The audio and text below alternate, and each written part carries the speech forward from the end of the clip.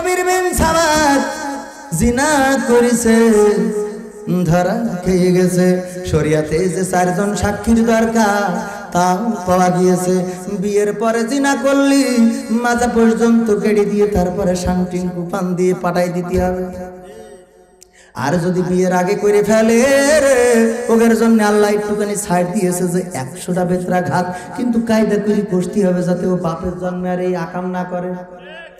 এখন যদি এই অপরাধে কবির বিন সামাদের পোস্টার করা হইলো, ভাইয়েরা আমার, বাবাজিরা আমার, দয়া করে সবাই ওখানে উপস্থিত হবা। এই ইসলামপুরি ইসলাম কায়েম রয়েছে, এই জন্য যে না করার কারণে কবির বিন সামাদের শাস্তি হবে। সবাই এসে দেখবা। এখন সবাই আসবে, এমন সুন্দর করে ওখানে গর্ত করে মাজা পর্যন্ত গেড়ে ইট পাথর মারবে। আর প্রজেক্টরে আমার মা বোনেরা দেখবে, ইয়াং যুবকেরা দেখবে, আমার যে যুবক ভাইয়েরা এখানে দাঁড়ানো, আশেপাশে অনেকেই আছে যুবকেরা দাঁড়ানো। এই যুবকেরা যখন দেখবে তখন 14 ফেব্রুয়ারি গদখালি তো দূরের কথা, বেনাপোল মুখো যাওয়ারও চেষ্টা করবে না। গার্লস স্কুলের সামনে দেয় হাত পানা, কারণ না জানি কোন মেয়ে ভালো লেগে যেতে পারে।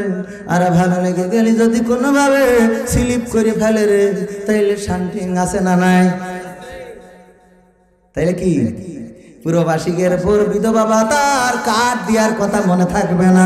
অনেক অনেক নেতাই আছে খাটের নিচে 2 জনের পাওয়া যায় যে ওমর রাদিয়াল্লাহু তাআলা আনহুর মতো নাকি রাত্রি খোঁজ নিয়ে বেড়ায়। কি ওরা নাকি রাত্রি খোঁজ নিয়ে বেড়ায়? তো রাত্রি তো খাটের তলে পাওয়া যায় কে? কয় ওমরের শাসন কি দেখো নি এই রাত্রিকার 2 কেনে? কয় ওমরের শাসন হুজুরের মুখে শুনেছিলাম। আহারে রাত্রি প্রজাগের খোঁজ নিয়ে বেড়াইতো যে কোন অবস্থায় আছে না আছে। এই জন্য আমি চেয়ারম্যান, মেম্বার, এমপি, মন্ত্রী, আমি প্রতিনিধি হওয়ার পরে পুরবাসীদের একটু খোঁজ নিয়ে বেড়াই যে রাত্রি ফিরে। আল্লাহ মাফ করুক, আল্লাহ হেদায়েত করুক। এরকম যারা আছে এই সমাজে অসংখ্য রয়েছে। আমার সমাজে এখন প্রেম প্রীতি তো একেবারে পান্তা ভাতেই, এটা কেউ কিছু মনেই করে না। মনে করে? আর এই মনে করে না। বিয়ের আগে আলতা সুন্দরী মেকআপ করি আমার মা বোনেরা নাইট ক্রিম মাখে না, নাইট ক্রিম মেখে কালো মেয়ে থুয়ে গেছে 7 বছর মালয়েশিয়াতে, ঘুরে এসে দেখে মেয়ে পরিষ্কার হয়ে গেছে, বাপ চিনতে পারছে না। বলছে এটা কিরা? বউ বলছে চিনতে পারছে না, তুমি জন্ম দিয়ে 10 মাস 10 দিন আমি নিজে রাখলাম পেটের মধ্যে। বলছে ও কালো ছিল, বলছে ওই কালো ছিল কিন্তু ভারতের ক্রিম মেখে পরিষ্কার হয়ে গেছে। আবার এমন ভাবে মেকআপ করে আইলা শাইলা বাইলা লিপস্টিক ঠোঁট পালি কেনে তো লাল দেয়, আবার এখানে ব্রাউন্ডারি করে, ব্রাউন্ডারি করে সুন্দর করে খাই তা জানো লিপস্টিক না।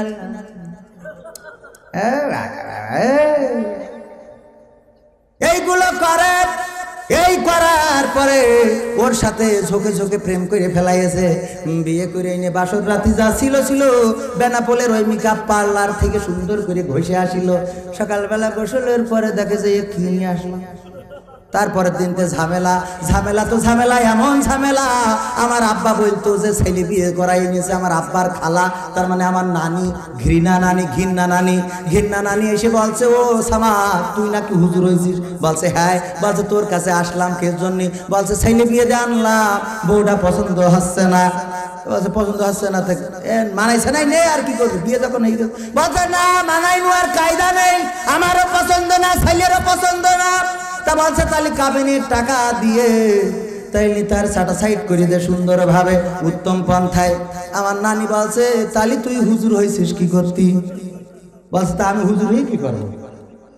বলছে আমি আইছি তোর কাছে এই জন্যই যে তুই এমন একটা তাবিজ করে দিবি যে আমরা বউ রাখবো করবো, কিন্তু বউ থাকতে চাবে না। ওরে বুদ্ধি রে বুদ্ধি, এরম আছে না নাই? আছে। বউ রাখতে চায় না, কত খুদ ধরে, এইটা পারে না, ওইটা পারে না, এইটা করে না, ওইটা করে না, পুত্রবধূদের সাথে খারাপ আচরণ করে। নিজের জামাই যদি ইলিশ মাছ একটা নাভারণ থেকে কিনে নিয়ে যায় রে, শাশুড়ি গল্পে জ্বালাই বাসে না, গ্রামে যায় আর কয় তোরা কিরাম জামাই পাইছিস? আমার জামাই ইলিশ মাছ নিয়ে আসে, 250 গ্রামের ইলিশ মাছ এনেছে। গর্ব আমার জামাই 250 গ্রামের ইলিশ মাছ এনেছে, তোকে জামাই কোনোদিন এটা রুই মাছ এনেছে? না রে, বুঝ নিয়ে আসে। কিরাম জামাই? আর যদি নিজের ছেলে একটা রুই মাছ কিনে নিয়ে যে শাশুড়ির জন্য নিয়ে যায়, তাইলে ওই মা বলে আমি একটা ধোকেশু জন্মতে থুইছি, ওর নুন গালেতে মেরে ফেলার দরকার, শাশুড়ির জন্য মাছ কিনে নিয়ে যায়। কে আছে না নাই? শাশুড়ির জন্য মাছ কিনে নিয়ে যায়। নিজের বউ যদি নিজের মেয়ের যদি জামাই সুন্দর রাখে, জামাই যদি নিজের মেয়ের খুব ভালো রাখে, তাইলে গর্ব করি বলে জামাইয়ের কথা শোনে না, মেয়ের কথা শুনে জামাই যা বলে তাই করে। যদি কই এখন পায়খানা ফিরতে যাবি না তো যায় না, যদি কই এখন তুই না ভারণ যাই বাজার কিনে যায়, যদি কই কান ধরে ওটে বসে। ওরে বাবা, শাশুড়ির কি ওই আরে আমার জামাই একটা পাইছি, মেয়ের কথার বাইরে যায় না, যা বলে তাই। যদি বলে বসে থাকবা বসে থাকবে, যদি বলে উঠি দাঁড়াবে উঠি দাঁড়াবে। আর যদি নিজের ছেলে ওই ভিটার বোর কথা শোনে, পুত্রবধূর কথা শোনে ওই রাম করে, তাহলে কয় আমি একটা ছেলে পয়দা করেছি না, কুত্তা জন্ম দিয়েছি। কি কয় না কয় না? আবার আমার পুত্রবধূরাও আছে জন্মের সমস্যা, নিজেরা চাই ওদের মা জানো, ওদের ভাবিরা ভালো চকি ডাকে, ওদের ভাই জানো ওর মার খাতি দেয়, আর ওর ভাইয়ের বউ জানো মার সেবা যত্ন করে। কিন্তু ও যে আরেক ভাইয়ের জন্য আরেক ভাইয়ের বউ, কিন্তু ওর শাশুড়িতে যত্ন করতে হবে, এরা নিজে ভুলিয়ে যায়। কথা কয় না? প্রত্যেকটা বউ চাই কি যে তার ভাই বউ জানো তার মা বাবার খেদমত করে। তাহলে তুই যে আরেকজনের ভাই বউ, তুই খেদমত করবি না? তাহলে নিজেরা ভালো হলি সমাজটা ভালো হয়ে যাবে। আসুন আমরা সমাজটাকে ভালো করব, রাজি আছি না নাই? আমার ভাইরা, এবার আমি আর একটা গান শোনাবো। সেই গান শোনানোর পরে আর কিছু কথা বলে আমি প্রধান বক্তা নিয়ে আসবো। আপনারা শেষ পর্যন্ত থাকবেন না? কিরা কিরা হাত উঁচু করেন? সবাই থাকবে, দেখো দিন সবাই থাকবে, শিওর থাকবেন তো না চলে যাবে?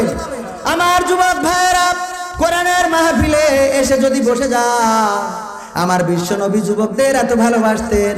যখন যুবকেরা দাঁড়িয়ে থাকতো, আমার নবী গায়ের চাদর খুলে ছেড়ে দিতেন যে না ওই চাদর নিয়ে বসে যাও, যদি পাটি না থাকে। এখানে তো পাটি আছে, এই জন্য চাদর ডাক দিলাম না, তোমরা বসে যাও।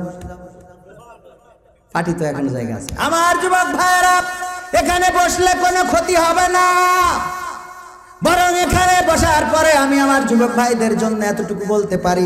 আমার খালাতো বোন, আমার বড় খালার মেয়ে, তার দুইটা ছেলে, একটা ছেলে এবার মেডিকেলে, ছোট ছেলে মেডিকেলে ভর্তি করাবে, কোচিং করাচ্ছে। আর বড় ছেলেটা কোনোভাবে চাকরি পেয়ে বউ নিয়ে ঢাকায় থাকে। দুইটাই ছেলে দুলা ভাই থাকে দুবাই। 31st নাইট পালন করার জন্য গদখালি আসছিল মোটর সাইকেলে ফুল কেনার জন্য। আর আসার পথে লাউজনিতে অ্যাক্সিডেন্ট করে 31শে ডিসেম্বর সন্ধ্যাবেলা হাসপাতালে যেয়ে মারা গেছে। আমি 1 জানুয়ারি দেখতে আসলাম, আমি লাশটাকে দেখলাম। আজকে আমার মা বলছে আমার সে খালাতো বোন বাক শক্তি হারিয়ে ফেলেছে, নিজের জ্ঞান হারিয়ে ফেলেছে, কথা বলতে পারে না, কথা বলে না, কোনো কিছু বোঝে না, কোনো কিছু শোনে না। কারণ এই ছেলেটাকে বুকের মধ্যে আঁকলে ধরে নিজের জীবনকে অতিবাহিত করছিল। সেই ছেলেটা মোটরসাইকেলে 31st নাইট করতে যেয়ে অ্যাক্সিডেন্ট করে মারা গেল। ও আমার ভাইয়েরা, ও আমার যুবকেরা, কলিজার টুকরা, সোনার ছেলেরা, তোমাদের বলবো দয়া করে মোটরসাইকেল চালানোর সময় হিসেব করে চালাবা। আর 14 ফেব্রুয়ারি একটু গিয়ার আস্তে করে মারবা। কারণ হইলো যদি কুপকায় থাউরে, তাইলে কবরে যে কি জবাব দিবা বলো? আছে জবাব আছে? আমি বললাম, আমি ওই 1 তারিখের মাহফিলে বলেছি আমার এই ভাগ্নে আজকে যদি আল্লাহ দাঁড় করান আর বলেন বল রে কের জন্য মরে গিয়েছিলি, জীবন দিয়েছিলি, বলবে 31st নাইট করার জন্য। কি আজকে ইসলামের জন্য জীবন দেওয়ার লোক পাওয়া যায় না। কুরআন শোনার লোক আছে, জানার লোক আছে, কিন্তু মানার লোক ভবেতে তেমন না। কোরআন পড়তে ভালো লাগে, কোরআন শুনতে ভালো লাগে, কোরআন জানতে ভালো লাগে, কোরআন মানতে ভালো লাগে না। নামাজেতে পড়লে কোরআন মনটা শীতল হয়, কারির তেলাওয়াত শুনিলে প্রাণ জুড়িয়ে যায়। সেই কোরআনের ব্যাখ্যা দিলে কলিজাতে আগুন জ্বলে। কথা কয় না? সেই কোরআনের ব্যাখ্যা দিলে অন্তরেতে আগুন জ্বলে। বিরোধিতাও চলে কেন তা জানি না। কোরআন পড়তে ভালো লাগে কোরআন শুনতে ভালো লাগে কোরআন জানতে ভালো লাগে কোরআন মানতে ভালো লাগে না। কোরআন পড়ে কত লোকে শুরু করে দিন, ওরা আবার চাই না দেশে কোরআনের আইন।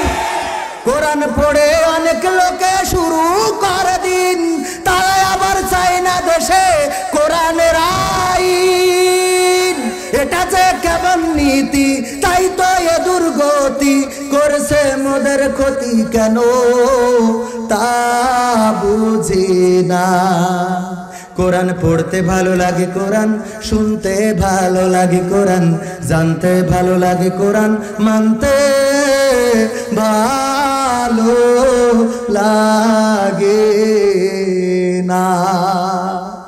কোরআন বুকে চুমু খাওয়ার লোকের নাই অভাব, সেই কোরআনের বিরোধিতা এটা কোন স্বভাব। কোরআন বুকে চুমু খাওয়ার লোকের নাই অভাব, সেই কোরআনের বিরোধিতা এটা কোন স্বভাব। মানবা সুবিধা মতো তাই এই বুকে ক্ষত, মানবা সুবিধা মতো তাই এই বুকে ক্ষত, দেখলে এমন কিছু সইতে পারি না। সারা জীবন দাড়ি দেখলি রাগ হয়, টুপি দেখলি রাগ হয়, লম্বা পাঞ্জাবি দেখলি রাগ হয়, আর বাপ মরে গেলি হুজুর আসে। আমার আব্বা শুক্রবারে মরিছে, হুজুর জান্নাত পেবেন না হুজুর। শুক্রবারে মরি বলে জান্নাতে যেতে চান আপনারা? কোরআনের পক্ষে থাকতে রাজি আছেন?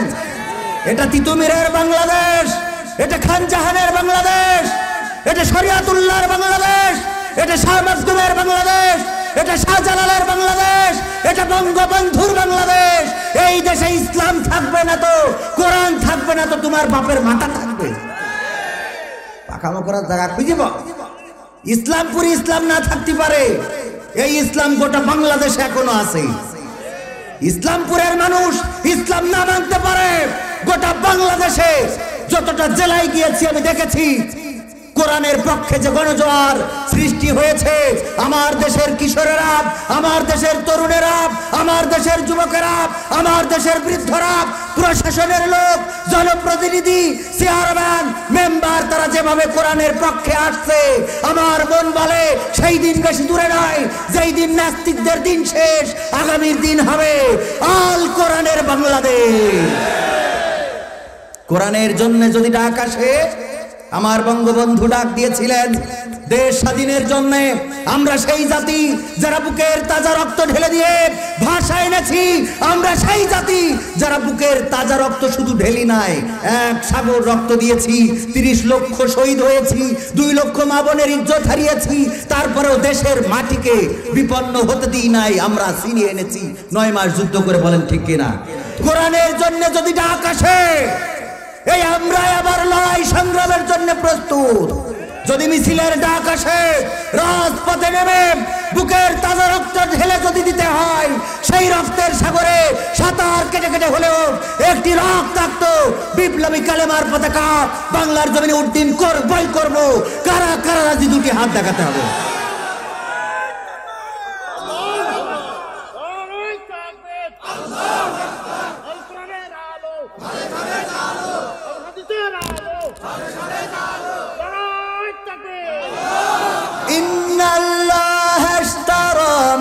المؤمنين أنفسهم وأموالهم بأن لهم الجنة। আল্লাহ রাব্বুল আলামিন বললেন, ওগো আমার বান্দারা, আমি তোমাদের সাথে একটু বেচাকিনা করতে চাই, তোমরা আমার সাথে কি বেচাকিনা করতে রাজি আছো নাকি? আমরা বললাম হ্যাঁ রাজি আছি। তাইলে ঠিক আছে, আমি তোমাদের কাছে চাই বিয়াম ওয়ালিকুম কি মাল, আর তোমাদের কাছে চাই ওয়ান ফুসিকুম জান। তোমরা দিতে রাজি আছো কিনা? আমরা কি রাজি আছি? একটু হাত তোলেন তো দেখি দেখি কারা কারা রাজি। নারায়ে তাকবীর, নারায়ে তাকবীর। ও আমার ভাইরা, এই যে মসজিদ, এই মসজিদ থাকবে, আমি আপনি থাকবো না।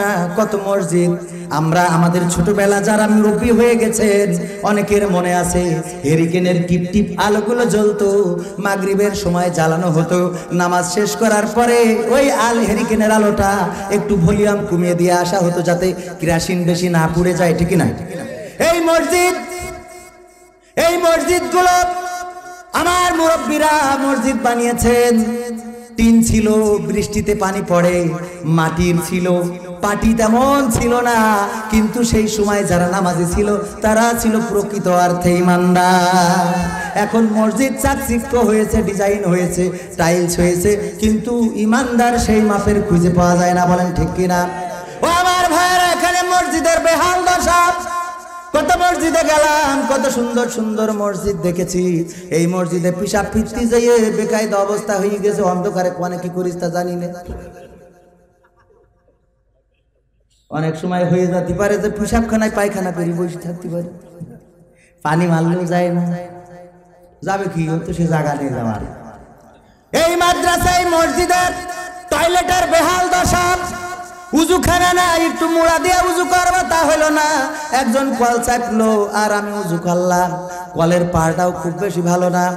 ও আমার ভাইয়েরা, এই মসজিদে আমি ব্যক্তিগতভাবে আগে পকেট থেকে কিছু দিতে চাই, কারণ আল্লাহ রাব্বুল এই যে উঠছে, ওই টাকার কথা কইলে অনেকেই ওঠে, টাকার কথা কইলে অনেকেই ওঠে, যাদের ইমানের একটু সমস্যা আছে তারা উঠবে, আমার কিছু করার নেই। টাকার কথা কইলে উঠবেন, অসুবিধা নেই। চায়ের দোকানে আপনার 2000 5000 টাকার বিল হয়ে যায়, ওখানে বেতা লাগে না। সিডা টাকাটা যদি দোকানে না চলে, কয় পকেটে পুরি তো শুক্রবারে মসজিদে দিশান। ও আমার ভাইয়েরা, যেই টাকাটা তোমার জান্নাত দিবে, যেই টাকার কারণে পরকালে তুমি আল্লাহরে বলবা, আল্লাহ গো তোমার মসজিদে দান করেছিলাম, তোমার মাদ্রাসায় দান করেছিলাম গো আল্লাহ, জান্নাত দাও। আল্লাহ তখন ভিডিওটা পেলে করতে কবে কবে কবে দিছিলি, কবে ওই মাহফিলের দিন দিছিলাম, দেখো 8 তারিখ ফেব্রুয়ারি মাস 2022 সাল, জানুয়ারি মাস 2022। আল্লাহ ক্লিক করবে, ক্লিক করলে আসবে না, আসবে না, ক্লিক করবে, ক্লিক করে দেখবে টাকা যা দিয়েছেন অত ফকিরও নেবে না। এত ছিড়া তো ছিড়া, মসজিদের দান বাক্সগুলো খুললি দেখা যায় যে পাকিস্তানের টাকা। কোন রাজাকার থেকে ও মনে করিলে বাংলাদেশ স্বাধীন হবে, এই মনে করি পাকিস্তানের টাকা রেখে দিয়েছিল।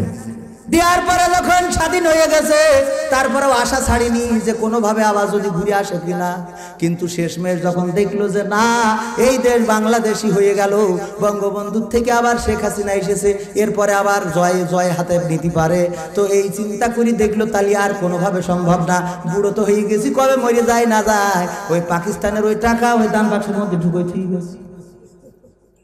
আল্লাহ দিলাম আছে না নাই? বিদেশি কয়েল পাওয়া যায়, এরা বিশ্বাস করে না। বিশ্বাস করবেন কি, মসজিদের সাথে তো সম্পর্ক থাকা লাগবে। ওই দান বাক্স যারা খোলে তারা জানে টাকা অর্ধেক নেই, ওরা হইলো এতে দান বাক্সের মধ্যে শুক্রবারে টাকা তুললে যে কটার অক্সিজেন দিতে হবে, যে কটার কিডনি নষ্ট হয়ে গেছে, ফুসফুসি নষ্ট হয়ে গেছে, করোনা ভাইরাস ওমিক্রনে ধরা করেছে, সোজা হতে পারে না, ওই টাকাগুলো মসজিদে এসে দান করে। আছে না নাই? আপনারা কি সেই লোক নাকি? এখানে যারা আছেন, আমার বিশ্বাস ইসলামপুরের লোক কমই আছে। আমি ব্যক্তিগতভাবে আমার বন্ধুরা আমি সব জায়গায় 500 করে দিই, কিন্তু বন্ধু একটু অধিকারটা বেশি। আমি আমার এই বন্ধুর এখানে এই মসজিদের পায়খানা ঘর উঁচুখানা সংস্কার করার জন্য ব্যক্তিগতভাবে 1000 টাকা দিলাম। আল্লাহ দানকে কবুল করে নাও, আমার বউ বাচ্চা নিয়ে সুখে শান্তিতে থাকার তৌফিক দাও। আল্লাহ আমার 2 ছেলে আর একটা মেয়ের দরকার, আল্লাহ কবুল করে নাও। আল্লাহ তুমি দয়া করে আমার শ্বশুর শাশুড়ি সবাইকে ভালো রাখো। শ্বশুর শাশুড়ির জন্য দোয়া করলে এটা একটু বেশি ভালো ফল পায়, বউ খুব খুশি হয়। দই নিয়ে আইসি বউড়াতে 3 কান খাইলাম। আমি মনে করছি 3 কান দই আর শ্বশুর বাড়ি কি করতে পাঠাবো, ওই দই 2 কোণ খাওয়া হয়ে গেছে, বন্ধু বান্ধবের দিছি, আমরা খাইছি। আমি বলছি আর নেই দই, 1 কান রয়েছে, মাকে বাড়ি পাঠাবো। আমি বলছি আমি মনে মনে করছিলাম যে দেখি তোমার মনে আছে কিনা, যে মাকে নাকি এখন তো বুঝে দিতে হবে, এখন কোনোভাবে মানটা বাঁচে। আমি বললাম আমি মনে মনে করছিলাম যে দেখি তুমি কও কিনা যে মাকে জন্য দেবো। বউ খুশি হয়ে গেল, জাকতালি এরও মনে ছিল। একটু সিস্টেম করে চলতে হয়, সিস্টেম করে চলে। এই এক হুজুর বলছে ভাই আমি সিস্টেম করে চলেও লাইন করতে পারছি না, কে বলছে আমার বউ আরে বাবা আমি যে শাড়ি কিনে দেবো, যে 3 পিস 2 পিস 1 পিস কিনে দেবো ওইটাই ভেজাল। কই তুমি দেখো এই কালার আছে, এর কোনো কি গায়ে দেওয়া যায় না পরা যায়, এরপরই যাওয়া যায়। তোমার ওই যে বন্ধু মোস্তফা, ওই মোস্তফা দেখো দিন মুক্তার জন্য কি সুন্দর শাড়ি কেনে, কি সুন্দর 3 পিস, দেখলে খুব ভালো লাগে, তোমার এটা পছন্দই নেই। বলছে হুজুর আমি চিন্তা করলাম যে ঠিক আছে আমার স্ত্রীর আমি একটু কৌশল করলাম, একদিন যে ডাইনিং টেবিলের পরে সুন্দর একটা ঝকঝকে ঝকঝকে শাড়ি রেখে দিছি, দেওয়ার পরে আমি খাতি বইছি, কোনো কথা বলি না যে এটা তোমার জন্য কিনেছি কি কার জন্য কিনেছি, কিছুই কই না। বউ খালি দেখে 8 চোখে শাড়ির দিক তাকাচ্ছে আর আমার দিক তাকাচ্ছে। আমি চুপচাপ খেয়ে যখন ঘরে যাইয়ে বসলাম, বলতেছো শাড়ি কার? বলছে কার? ওই যে বন্ধু মোস্তফা, আমার মোস্তফা ভাই কিনে দিয়েছে তার স্ত্রীর জন্য শাড়িটা। বললো একটু পয়সা দিতে, ও বিভিন্ন জরুরি কাজে যশোর যাচ্ছে, কারণ যে দিয়ে আসবো। দেখো দেখো তার পছন্দটা দেখো, আর তুমি একটা শাড়ি নিয়ে আসো, সে শাড়ি কি পরা যায় সে? এখন হুজুর বলতেছে আমি চিন্তা করলাম যাক তাহলে আজকে বুদ্ধিটা মনে হয় কাজে লেগেছে। বলছে তার রং কি ভালো সুন্দর, শাড়িটা সুন্দর মানে কি? ও কি তোমার পছন্দের? তোমার পছন্দ হলেও পাতে তোলা যেত। তারপর যাক বন্ধু পছন্দ করিস, তোমার কি সত্যি ভালো লাগছে শাড়িটা? তা লাগবে, আচ্ছা তাহলে ঠিক আছে শাড়িটা তুমি নাও, যা হয় হবে না, আমি আমার বন্ধুর বুঝ করি দুবানে বা আর একটা কিনে আনতে বলবানে, শাড়িটা তুমি নাও। বহুত খুশি হয়ে শাড়িটা নিয়ে আসলো, খাটের পরে মেলাইলো, আরে আনন্দ দেখে কিডা আনন্দে বগল বাজাচ্ছে। আমি বললাম স্ত্রী গো তোমার কি মনে হচ্ছে, খুব ভালো পছন্দ হয়েছে নাকি আমার ময়না পাখি? বলছে হ্যাঁ অনেক সুন্দর লেগেছে, এত সুন্দর শাড়ি বিয়ের পরে তুমি এক কানো আনতে পারো নাই। বলছে ওগো আমার কলিজার টুকরা সোনার বউ রে, আজকের এই শাড়িটাও আমি পছন্দ করে কিনেছি। বলছে তালি রং থাকবে না,